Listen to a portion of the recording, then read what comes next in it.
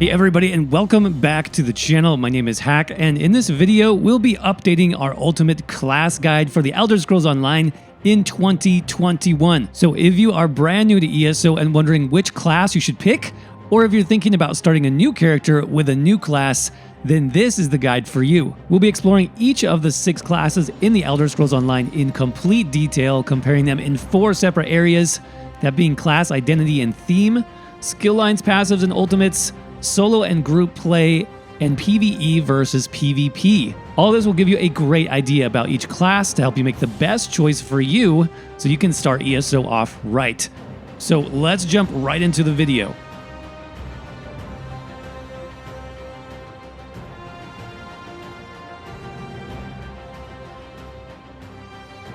First on our list of classes, we have the Necromancer. This is ESO's newest class, added back in 2019. And in terms of the class theme and identity, Necromancers are pretty likely what you would expect, summoning skeletal pets and other dark creatures to do your dirty work for you. Now, the use of these pets, tethering abilities, and corpse management actually makes the Necromancer one of the most unique and skillful classes in the game, though it can be challenging at times, especially for new players. We'll talk more about this later. You also need to know that practicing most necromancy spells and abilities, that's going to be looked down on in most major cities in the game, and if a guard sees you casting some of these dark skills, even just for a second, they will immediately hunt you down and try to kill you.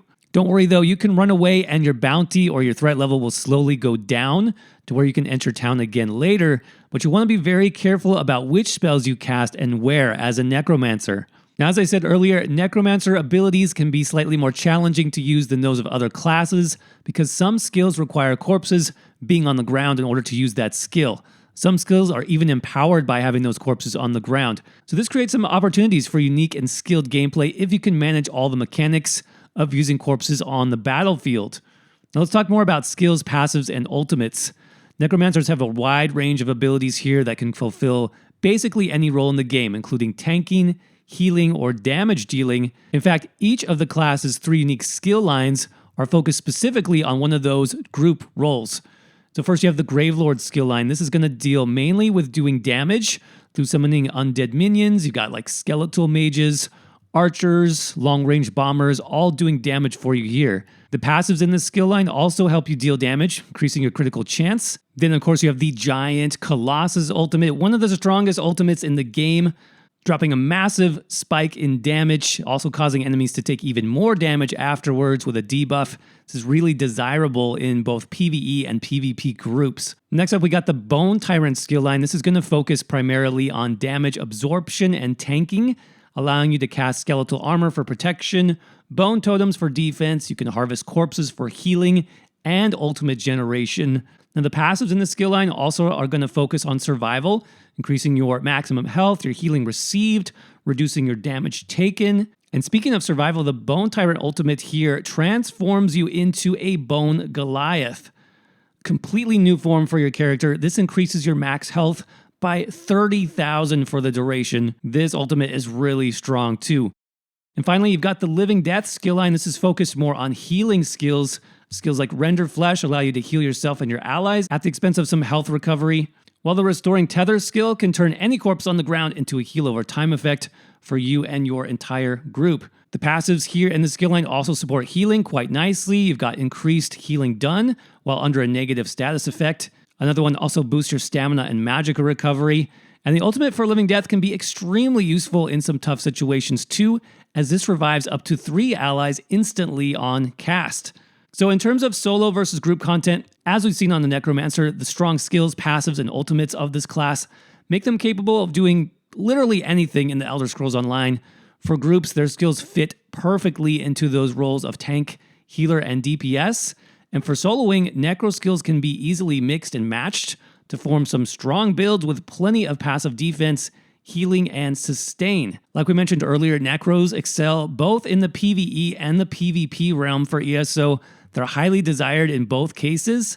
Those powerful ultimates especially can be game changers when turning around a keep battle in Cyrodiil, or for even stacking Necromancers and burning bosses in PvE trials. Now in PvP especially, Their fantastic passives let them survive longer, and their ability to time some burst damage abilities to all hit at once is extremely powerful. So that being said, if you're interested in a summoner style build that has great healing, defense, and offensive capability that's strong in almost every area of the game, then yes, definitely check out the Necromancer class.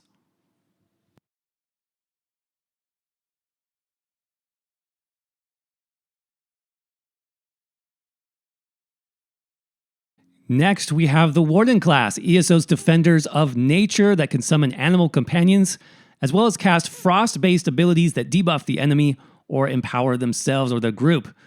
Warden's access to strong healing and burst damage make it a great class if you're interested in some PvP or even a bit of solo PvE. And much like the Necromancer, the Warden has one class skill line for each of those traditional MMO play styles of tanking, healing, or dealing damage, making it a very well-balanced class and a pretty easy class to pick up for beginners. So let's take a look at the Warden's skills, passives, and ultimates. First, we've got Animal Companions. This allows the Warden to summon cliff racers, even flies to do damage to their opponents with direct damage, some timed burst abilities, even damage over time.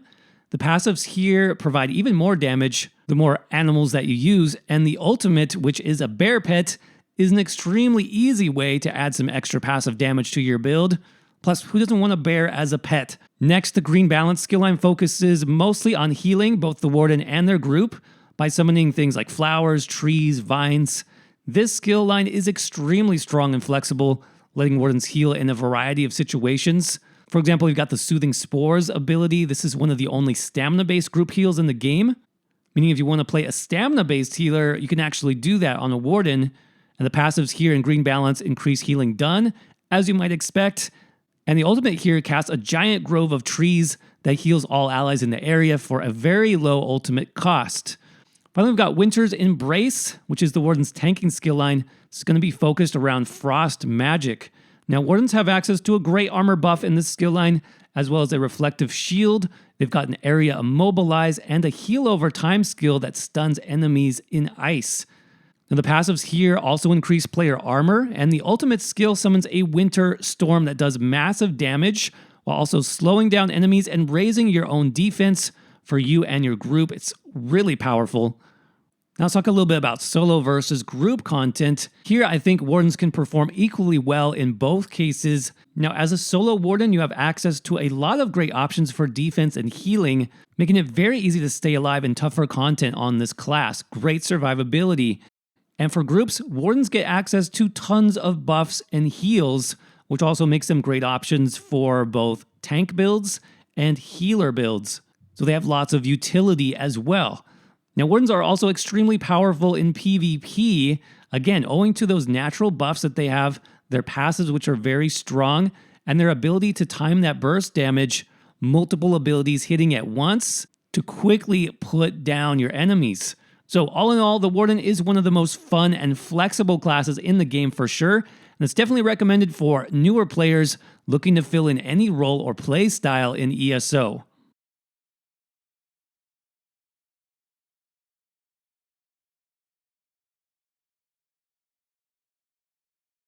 Next up, we're getting into the original 4 classes for the Elder Scrolls Online, and I want to start with the Nightblade class. One of ESO's most popular classes since launch, thanks to its theme of being a stealthy rogue or assassin-style class.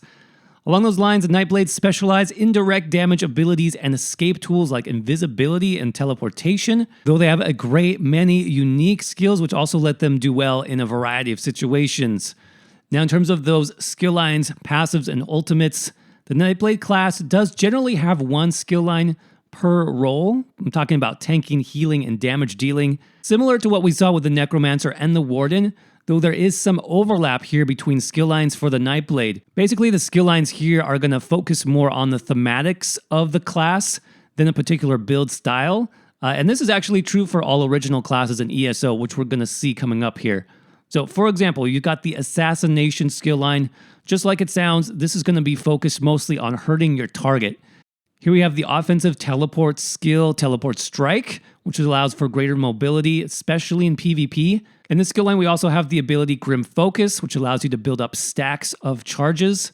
which can be built up and then unleashed for a big burst of damage.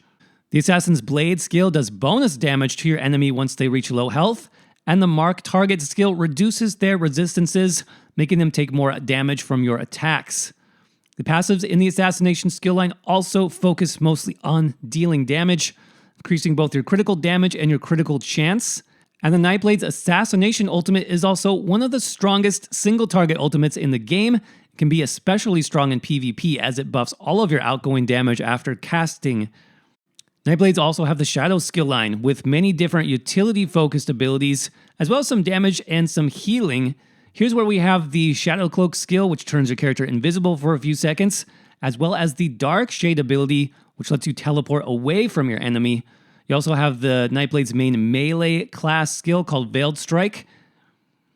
And now, while the Nightblade does not have a defensive armor skill specifically, they actually get that same armor buff when casting any Shadow ability, as this is built into the Shadow skill passives. The Shadow ultimate is going to be very good for tanking, as this creates a dark, shadowy cloud, which reduces your damage while standing in it. Finally, we have the Siphoning skill line, which has many Magicka-based abilities. For example, you have Strife, which damages your enemy and gives you a percentage back as a heal. You also have Sap Essence, which does area damage around you while also healing you and your group. Then you have Malevolent Offering, which can heal a group member at the expense of some of your own health. So lots of healing focused skills here, as you can see. The passives here are also centered around healing and ultimate generation, while the ultimate ability here is a massive heal with some options for an enemy stun. Now, in terms of solo gameplay, the Nightblade's ability to cloak with invisibility as well as teleport across the battlefield to avoid combat situations makes it a top class for surviving and surprising your enemies, especially in PvP. In many cases, you could use that invisibility in PvE dungeons or overland content to help you avoid enemies and hunt down some interesting locations, maybe even treasure chests. So that's a nice option as well. And in a group setting, Nightblades can make for powerful and unique builds in any role, including DPS, tanks, and healers. And both tank and healer Nightblades are some of my favorite builds due to their unique play styles. So if you want to play a dark assassin or a stealthy rogue, maybe even a shadowy mage or a shade-wielding tank, then check out the Nightblade class for a truly unique experience.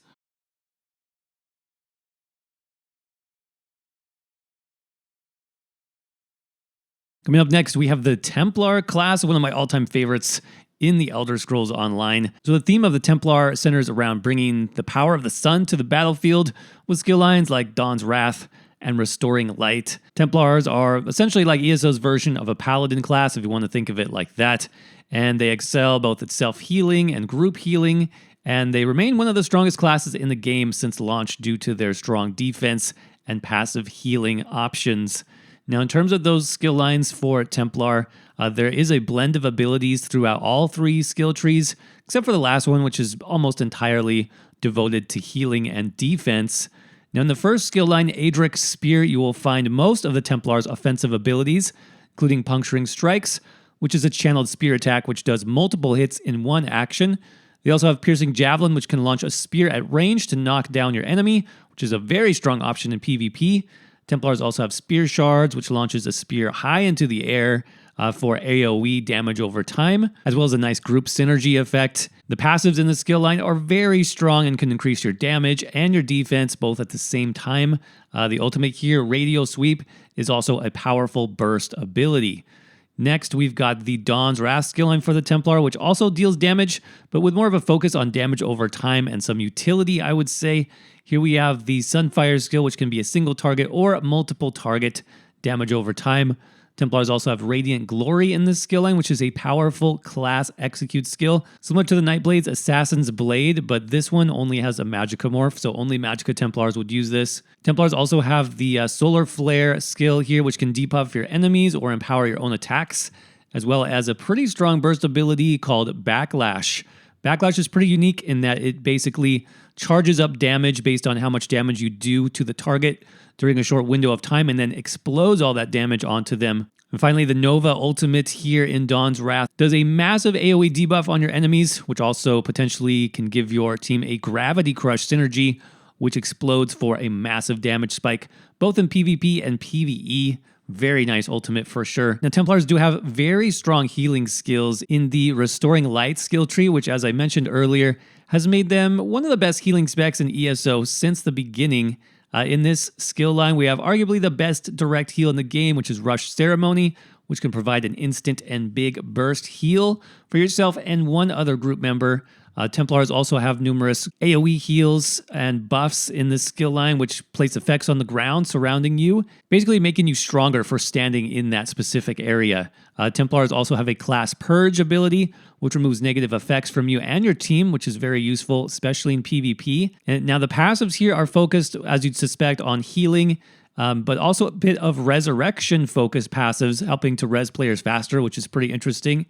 And then the Rite of Passage ultimate, this channels a big group heal while making you, as the caster, basically invulnerable. It really maxes out your armor and your defenses for the duration of that heal, so it's very strong. Now, in terms of solo versus group content, the Templar is solid, super solid at both. Like I said earlier, the Templar is one of my favorite builds, one of my favorite classes of all time, especially the Magicka Templar, as your main spammable damage skill also heals you back at the same time. This is basically easy mode, you guys, for solo content in the Elder Scrolls Online. Templars can do almost anything. Now, in terms of group content like PvE raids, dungeons, Templar healers are usually very good, very desirable for, again, that strong burst heal, their ability to restore resources to the group, as long as with their buffs and utility. And then PvP Templars, really one of the most difficult classes to defeat in ESO due to having all this strong passive defense, self-healing all the time, their ability to cleanse enemy negative effects, which we already talked about. The cleanse works on you and your group with a synergy, which is incredibly strong. So all of this accounts for Templars being a great class in ESO with a strong class identity. If you want to play something similar to a Knight or a Paladin, Templar class is definitely for you. Their consistent healing and strong defenses make them a very good class for any beginning player getting into ESO for the first time.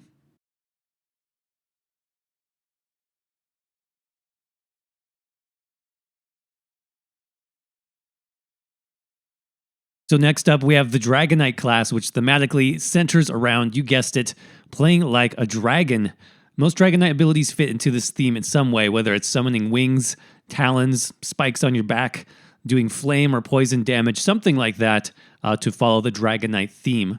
And like most of the 4 base game classes, most of the Dragonknight skills are really focused on these themes rather than being specifically focused on DPS, healing, or tanking. So there's going to be a blend of abilities here, which can be a little bit difficult for brand new players to understand, but that's why we have guides like this, hopefully, to help you out. Now let's start with the Ardent Flame skill line, for example. This focuses on basically harnessing the power of fire, sometimes poison, to deal damage, to debuff your enemies, or even to heal you or other players. So for example, the ability Searing Strike, this is one of the strongest single target damage over time abilities in the game, dealing massive damage to one target. Then you've got the Fiery Breath skill. This deals area of effect damage over time. There's also a poison version if you prefer. And then the Fiery Grip skill is extremely useful as a utility option for tank builds. This can pull enemies directly to you and your group so you can kill things quicker. Now the passives in this skill line increase the damage your abilities can do, and also the duration of dot effects, which makes Dragonknights the go-to class in ESO for dot builds. And finally, the ultimate here, Dragonknight Standard, slams a flag down on the ground that does a lot of AoE flame damage while also empowering you and increasing your defenses. Next, we've got the Draconic Power skill line, which makes your build look and feel even more like a dragon. In this skill line, you have the Spiked Armor to increase your defense. You've got Burning Talons to immobilize those enemies and debuff, and then Dragonfire Scales to absorb damage. You've also got Deep Breath, which does AoE damage while also healing you back. So the passives in this skill line are mostly defensive, I would say, granting you more healing received, more armor, a little bit more health recovery, which is another reason why Dragonknights do very well as tanks in ESO. The passives just are very tank focused. And the ultimate called a Dragon Leap here is a fantastic ultimate, both for solo content and even PvP, as it grants you wings and launches you through the air to come crashing down on a group of enemies, stunning them, doing big burst damage, and plus it just looks incredible. And the final class skill line for the Dragonknight is going to be Earth and Heart. This offers a strong combination of tank, healer, and damage dealing abilities all in one. Stone Fist, for example, is a unique damage ability that can be used at range and can either heal or cause enemies to take bonus damage. Obsidian Shard gives you and your group a damage shield, and Petrify can stun and immobilize enemies at the same time, making for a very powerful skill in PvP. The passives in Earth and Heart are more utility focused, but extremely strong, including resources and ultimate generation. And then the Magma Armor Ultimate from this skill line is a fantastic option for tank builds, again, as it's going to reduce your total damage received to just 3% per hit for the duration of the ultimate. Now, in terms of solo and group content on the Dragonknight class, they can be strong in both cases. For solo builds, you'll be either to specialize in either a Magicka or Stamina dot-focused build, which can be pretty effective. Plus, their ultimates and resource gain makes for some great passive sustain when using those powerful ultimate skills. In groups, we talked about earlier, Dragonknights have been the go-to class for tanks in ESO since launch. And as we saw, this has a lot to do with the skills, as well as how the passives of the class really amplify that tank playstyle. They can also be strong DPS builds as well, or even a unique flame-based healer, if that's something that you're interested in trying out. Now, as far as PvP goes, the Dragonknight is very good. And again, that's due to those defensive passives, the resource sustain from using ultimates, as well as those powerful dots and burst skills. They also have the potential for group utility, like locking enemies down in talons, or using Petrify, so that's strong as well. So bottom line on the Dragonknight, they aren't the easiest class to play or to master really, but once you get them down, they can be insanely powerful in many different situations.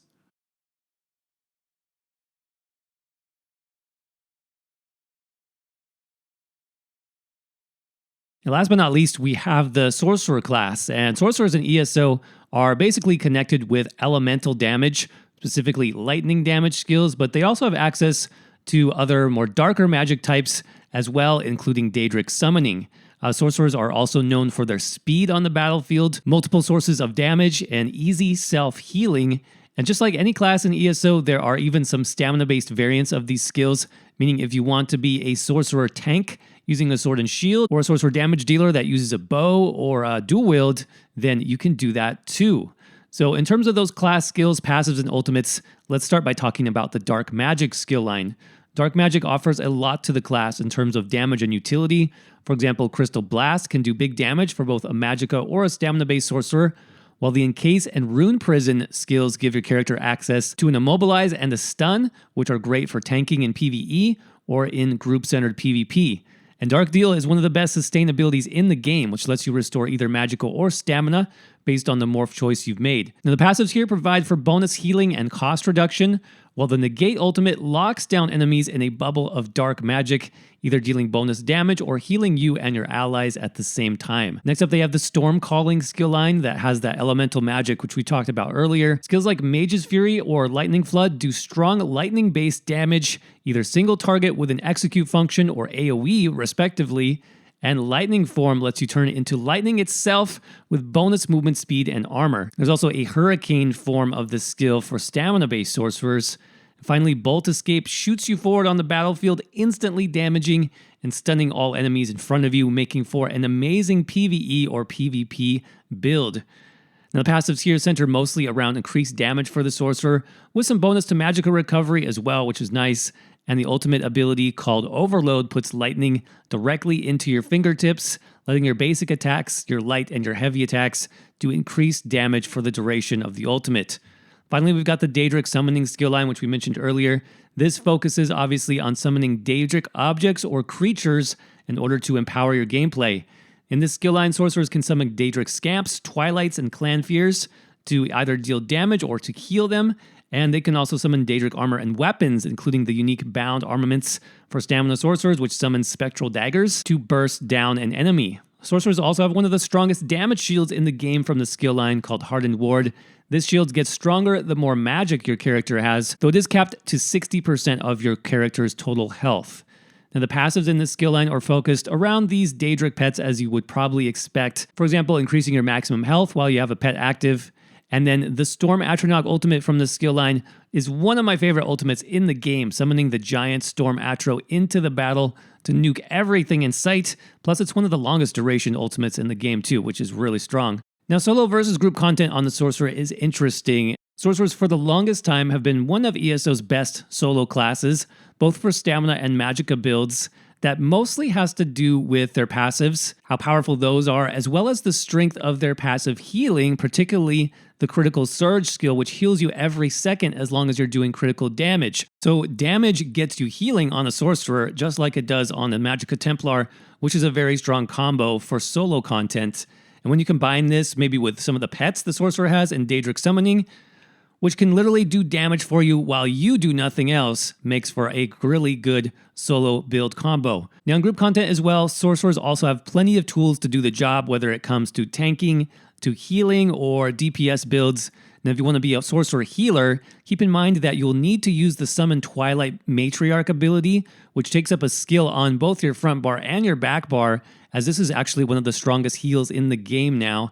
Like I mentioned earlier, sorcerers are well known for their speed and mobility, which is going to be a huge advantage in ESO PvP combat. Magicka Sorcerer especially is good at this because it can line up some very strong burst combos of abilities that can hit all at once, literally exploding your enemies in less than a second if you time everything right, but that does take some practice.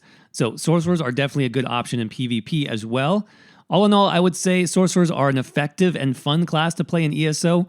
No matter which playstyle you prefer, the access that they have to strong damage shields to summoned creatures makes them particularly powerful on the magicka-based side, while their defensive capabilities and their built-in speed make them just as strong if you want to play a stamina-focused build. So if you want a class that's going to improve with you over time as your own skill and experience with the game improves, definitely check out the Sorcerer class. And there you have it, everybody. Everything you need to know about the 6 classes of the Elder Scrolls Online, updated for 2021.